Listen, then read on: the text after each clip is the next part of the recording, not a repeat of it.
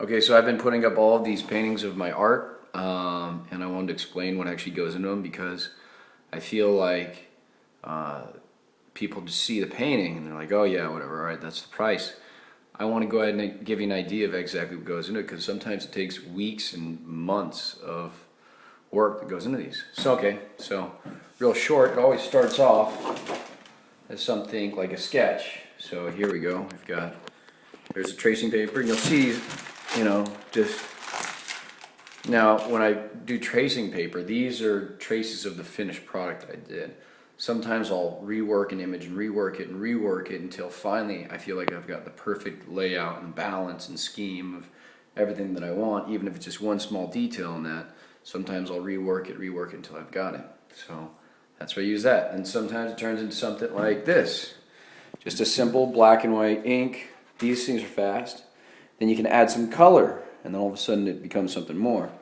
Both of these, both of this one, like the quick black and white ink, those ones really only took a few minutes. I mean, 15 minutes each, give or take, maybe 20 for the black, and then if you add the color on there on top of that.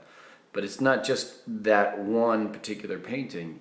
I actually had to redraw that and redraw it and redraw it and redraw it many times before I finally came up with like that particular design and the way that it laid out. And so once I finally had it, then I knew I wanted to recreate it. Again, then like it can go from like black ink and it starts to evolve into, one of these canvases right here. Right here, these are ones that I'm working on, and it doesn't look like much right now, but then it'll progress, and it turns into stuff like this. So here we go.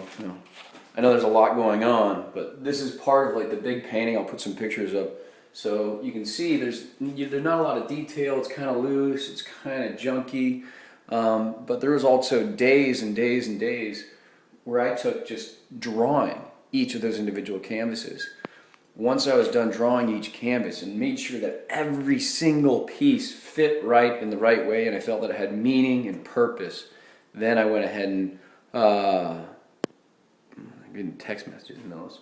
Then I went ahead and I actually started to paint. So just that, and like there's other canvases laying in the corners, that's all part of that painting. Here's some finished ones though, like these. So this, and like, again, like this is actually part of a bigger painting, and it's actually part of the bigger one, but I recreated like that one image and made it more specific just on that one part of the painting and made it into its own painting. And then you've got stuff like, the pinup girls. Now, and this is a tribute to Cara Maria actually. She would always paint the borders of her paintings, and I really liked that. So I would go ahead and I've started painting borders on this, like with like the cloth for like the voodoo and like the New Orleans-y thing, and a piratey one, and then you've got leopard print. It'll be different for each painting. Like for the black and white inks, I went ahead and I did black. So real quick, that's it. This is my current studio that I'm using, kind of makeshift, and one of the big key ingredients, moonshine. I've been drinking some Southern moonshine. God gave me. I guess his grandpa made up in somewhere, who knows where, but it's darn good brandy. Anyway, and then here's some other stuff, and you can see the details. Like this was a wood carving. It was actually a gift for Cara Maria's carving of her and her horse. It's hard to do in wood, but it seems better in person. Anyway, this is that's some of the paintings, but that's my whole studio. Kind of just an empty room that I'm working at. Again, I'm doing this because I want people to understand like the amount of work that actually goes into the paintings that I'm putting up. And each painting takes days. It's not just like I crank something out in a few hours. It takes days. There's layers, like one of the big aspects of my art that I've been trying to do is I try and incorporate layers and layers and layers and layers. And a lot of times that takes days, just waiting for each layer to dry. And I feel like that's something that if you can see that somebody took the time to wait days in between, or hours, or whatever it was, in between each layer, so that you could get different effects, and you would have to, like, for example, on some of these ones, I would have to let the ink roll in a certain direction, and then I have to wait for that to dry, and then I do another layer of paint that would go in a different direction. I would use gravity, and I'd blow on it, and like, until you're lightheaded, trying to get everything just right. And then you paint all over it, and then you do another layer, and then you paint it, and then you do another layer. And what I feel is that if I can show that there's depth and layer in the paintings, then it's my expression to someone who's viewing it that I took time and patience and caring and thought. Now, a lot of, like, some of the things that I use, erratic, you know what I mean? Like, in some of the paintings, it's blotchy and splattered. And there's meaning behind that. I've been using black in my art for a long time. I always loved cutting borders in it because it can direct the eyes in a certain pattern, in a certain way.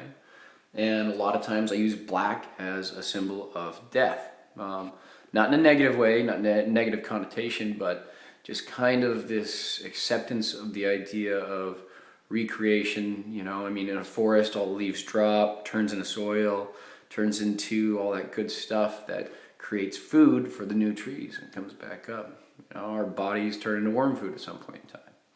That's the idea that I'm trying to put in there.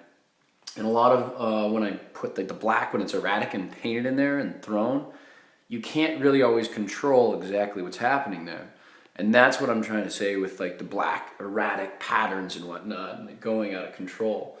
There's many, many things that I'm trying to convey in a lot of the art. And if I could convey it in words on a short little iPhone message, I wouldn't have to paint it. So that's the whole thing. You're creating a new language. You're finding a way to express thoughts and ideas to someone, just like the tattoos on my hands. I can't stop. You know, they're like, the ones on the palm of your hand fade. But anyway, that's it. I wanted to share some of my art with you. Thanks.